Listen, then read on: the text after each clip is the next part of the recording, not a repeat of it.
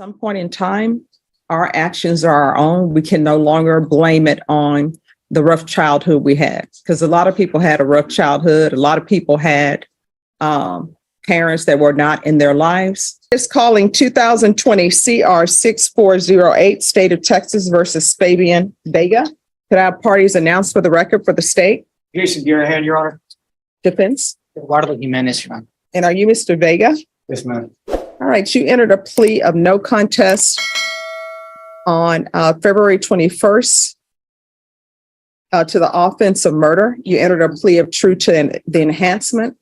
The court found the enhancement true based upon your plea of true to the enhancements in States Exhibits 1 and attachments.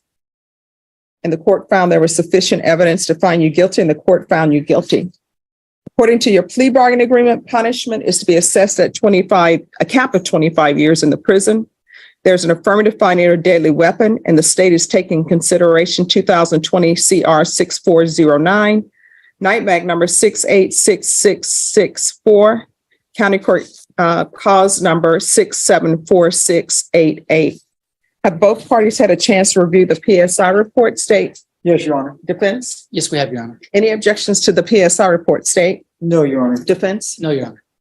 All right. State, any witnesses? No, Your Honor. Defense, any witnesses? Yes, one witness, Your Honor. All right. Call your witness. The defense would call Brenda Torres. Brenda Torres. Can you raise your right hand for me, please? Do you solemnly swear or affirm the testimony you give will be the truth and nothing but the truth, so help you God? Yes, ma'am. All right. I'm going to need you to keep your voice up so that the court reporter can hear and I can hear. All right. If you can state your name for the record and spell it. Brenda Torres. And spell it. Brenda Torres, Torres. All right. And sometimes I ask for people to spell their name so that they can practice keeping their voice up. And so I can test whether or not the court reporter can hear. All right. Defense. Ms. Torres, what is your relationship to the defendant? His wife. You speaking His wife. into the microphone, not to me. Okay. Before. His wife. Do you have a child together? Yes, we do. Such I have child, a 6-year-old son. His name is Xavier. 6-year-old son. What grade would that put him in? He's in kindergarten. He's about to graduate next year. Okay. How long have you known the defendant? And that was 14. And when was the child born? How many years thereafter was the child born? 2 years later. And what separated you at that point from Mr. Vega? He was in juvenile. I'm sorry. I'm going to need you to speak up. He was in juvenile. Okay. And so we were unable to be together. Unable to be together. Okay. What kind of person did you know Mr. Vega to be at that time? Very emotional, loving, and caring.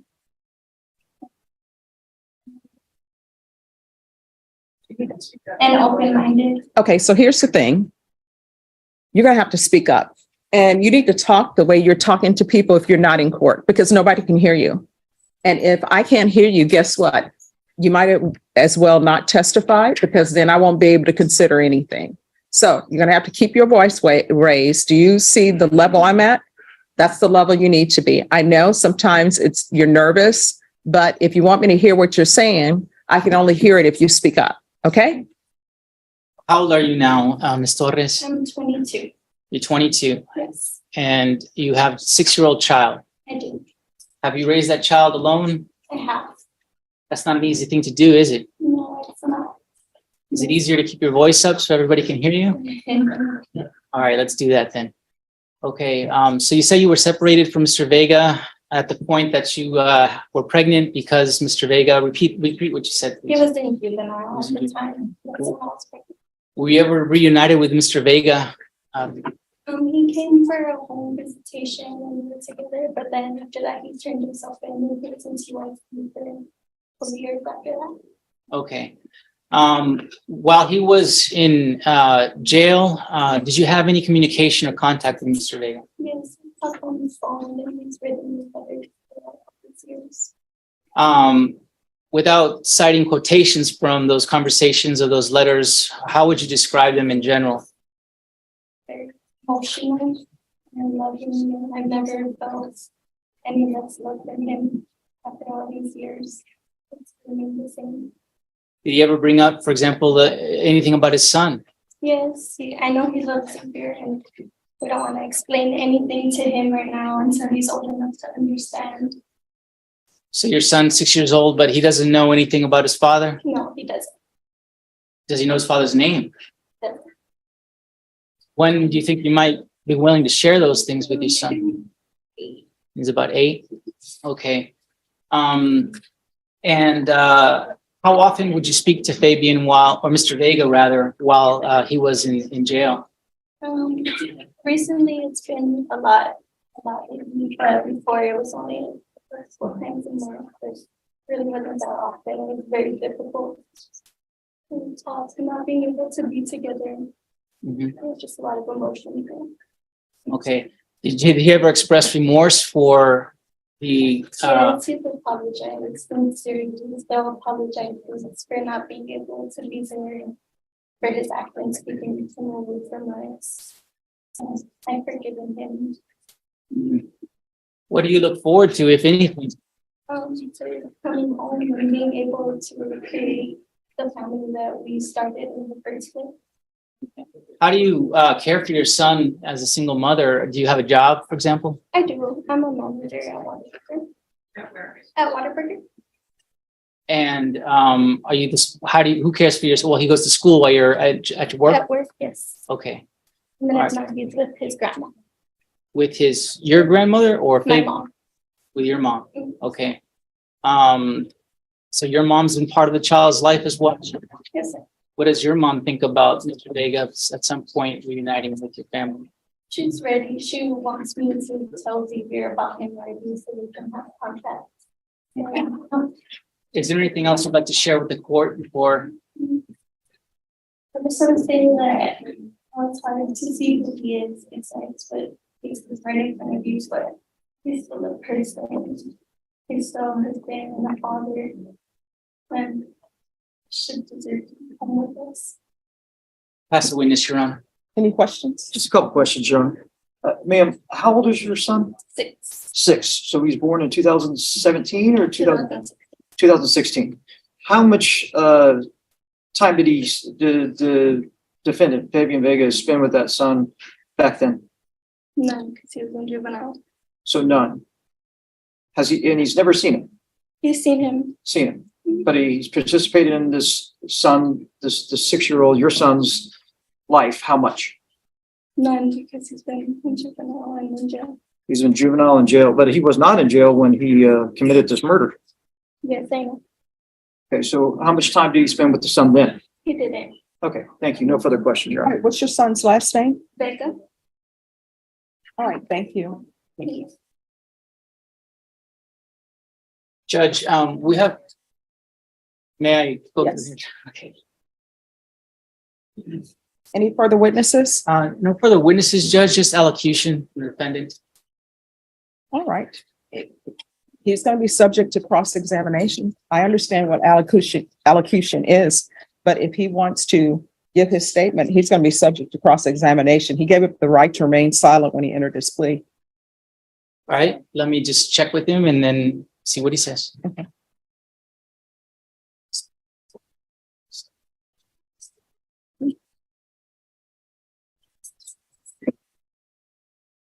Your Honor, he would like to allocute. All right, can you raise your right hand?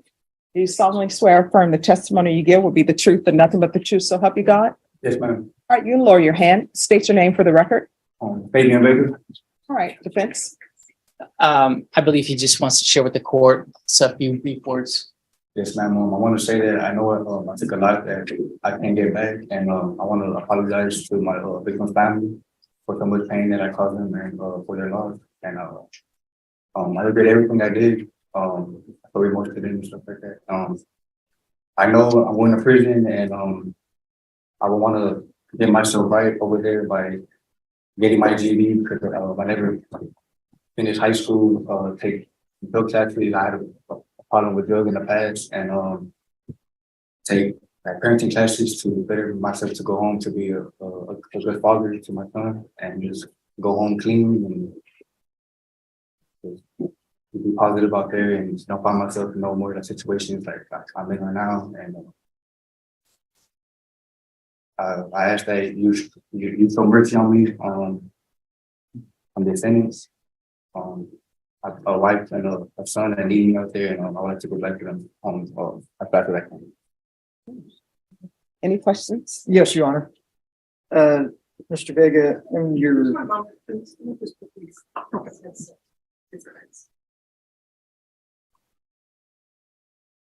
Go ahead.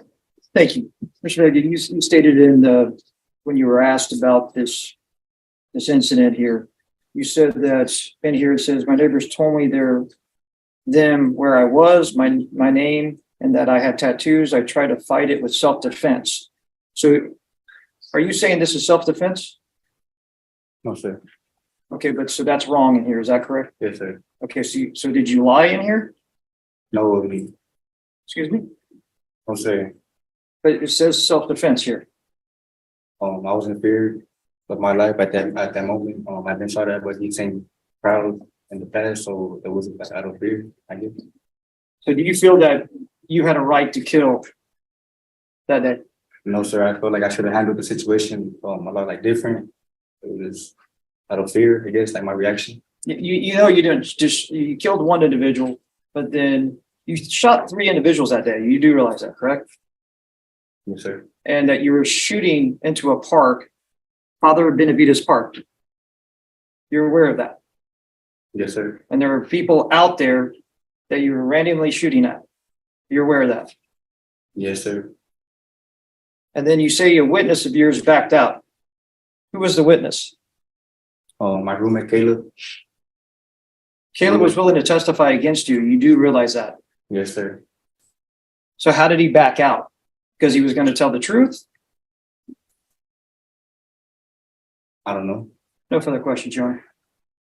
All right, anything else? Mr. Vega, did you grow up your entire childhood with your And now the defendant takes the stand to allocute, basically his last chance to plead for mercy. But watch how quickly this backfires. He says he grew up in CPS care, had a rough childhood, never learned right from wrong. Classic mitigation strategy. Blame the upbringing. But Boyd? She's already reading his juvenile record, and she's about to shut that down hard. She knows the system gave him chances, GED programs, counseling, and he wasted every single one. Boyd's about to remind him that victims don't get second chances. The tension is unreal. with both your parents? No, sir. Can you please explain that to me? I grew up on like CPS care, so I was never around my mom or dad, and I was always like I grew up having like a hard life. So I don't blame no one for my actions that I did. It's just I didn't grow up knowing right or wrong. When you were when did CPS order you into care of a foster home? Yes, sir. And how was your experience with that foster family? It was bad, real bad. You still keep in touch with that foster family? No, sir. You still keep in touch with your mother, your father regularly? No, sir. So when you go to prison, you said you're going to take parenting classes? Yes, sir. Why would you need to learn how to be a loving father? I was never taught like how to be one. I never had that growing up, so I would like to learn. So when I go home, I could be one. That's my time. What about the drugs? With the drugs as well. I plan on going down there and taking drug tests too as well. I had a bad drug problem growing up, and I would like to fix that before I do go home. And why didn't you ever graduate high school? I was always incarcerated and not focused. Well, what are you going to be focused on when you go to prison? My GED. Is it, you're just going to go to prison and they're going to hand you your GED? No, sir. I'm gonna go to class and get my GED. My GED. Okay. No further questions, Your Honor.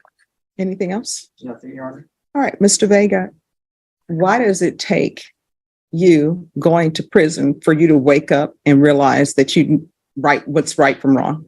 I don't understand that. Like, why does it take going to prison for you to say, I'm going to get my GED, I'm going to be in my son's life, I'm going to be a good parent, I'm going to get off drugs? Because I'm looking at your history, and you've been in trouble with the law as a juvenile since 2013. And it started with graffiti at a church or a school, and you were on deferred for that for 6 months.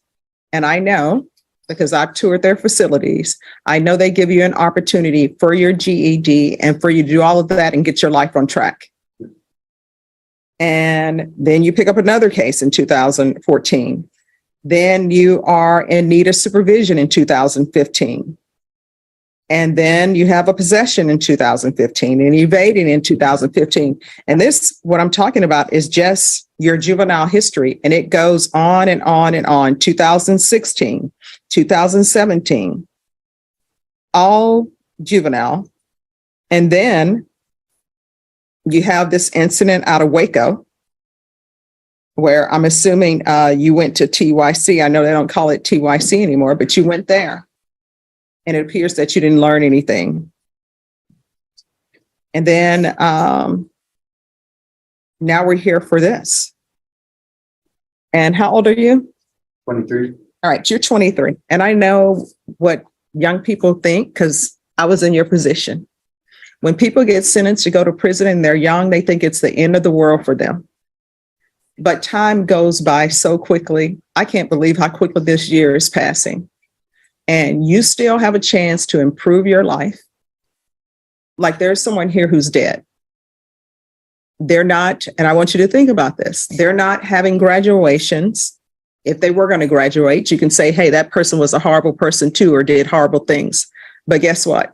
They're not going to graduate. They're not going to see any grandchildren maybe they were going to have. They're not going to get a chance to improve themselves here on the planet because they're no longer with us.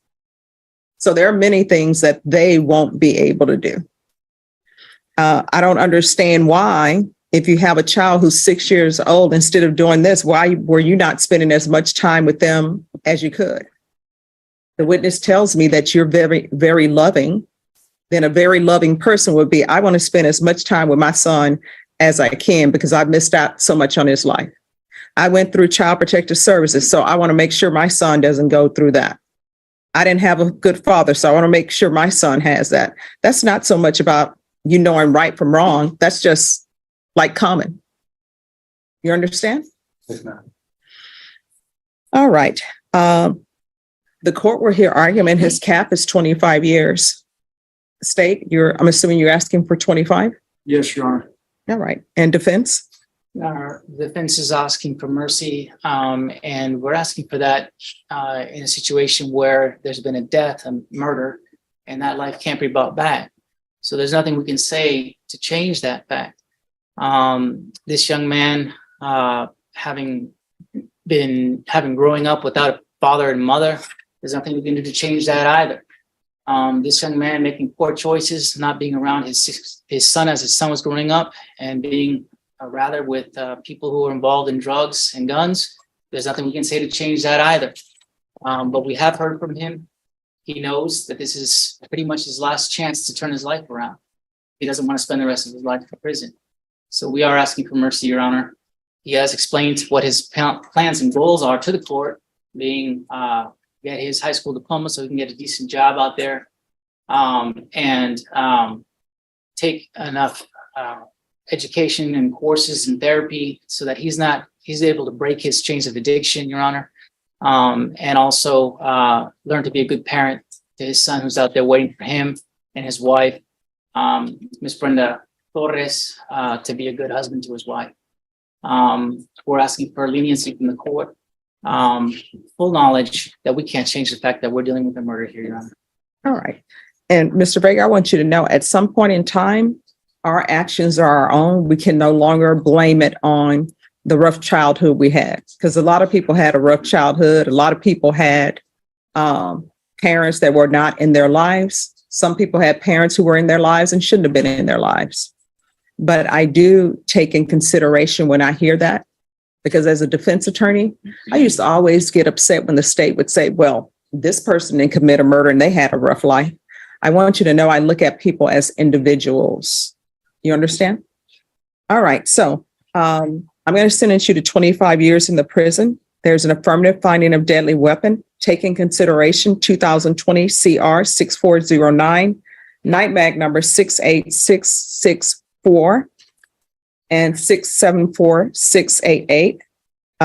That's the county court cause number 674688.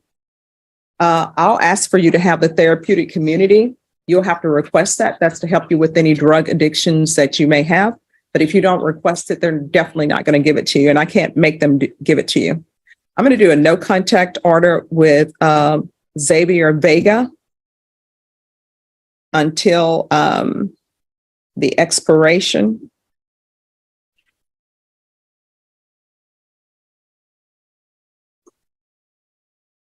of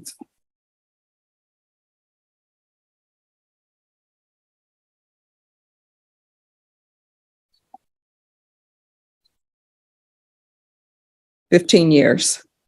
At that time, he'll be 21. He'll be able to hopefully make a decision on whether or not he wants to see you.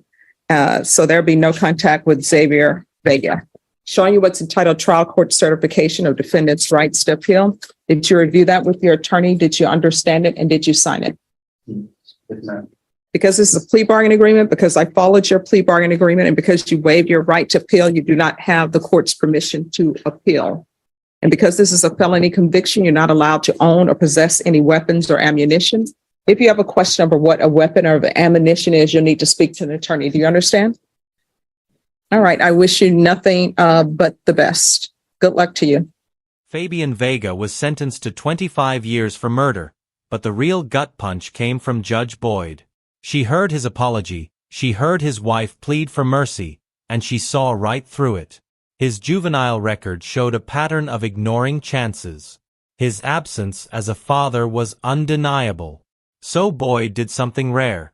She imposed a 15-year no-contact order with his 6-year-old son. No letters, no visits, nothing until the boy is 21. The message? You don't get to be a father when it's convenient. That child deserves to choose. Justice served, cold, hard, and real. Thanks for watching.